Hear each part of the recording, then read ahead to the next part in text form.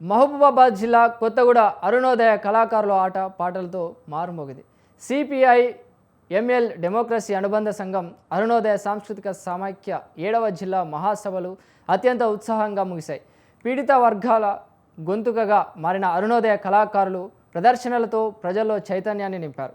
వ్యవస్థలో దోపిడీ, పీడన, అసమానతలకు వ్యతిరేకంగా 52 ఏళ్లుగా తెలుగు నేలపై అరుణోదయ పోరాడుతోందని సమైక్య ఉపాధ్యక్షుడు ఉదయగిరి గుర్తు చేశారు. ఈ నెల 10, 11 తేదీల్లో హైదరాబాద్ సుందరయ్య విజ్ఞాన కేంద్రంలో జరిగే రాష్ట్ర మహాసభలను జయప్రదం చేయాలని ఆయన కోరారు.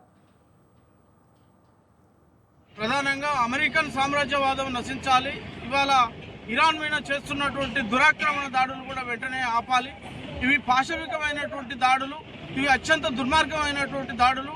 ఆయిల్ సంపదల మీద, ఇంకా అనేక వనరుల మీద అగ్రరాజ్యమైనటువంటి అమెరికా తన గుత్తాధిపత్యాన్ని కొనసాగించడంలో భాగంగానే ఇవాళ మారణ హోమం అమెరికా సృష్టిస్తుందనేటువంటి విషయాన్ని ఇవాళ అరుణోదయ సాంస్కృతిక సమైక్య రాష్ట్ర సహాయ కార్యదర్శిగా ఈ విషయాన్ని మేము ఖండిస్తున్నాం.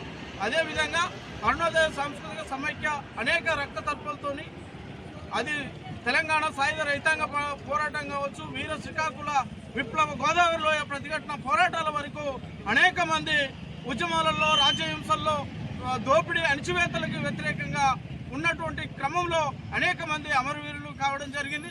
ఆ అమరవీరుల రక్తతర్పణని ఇవాళ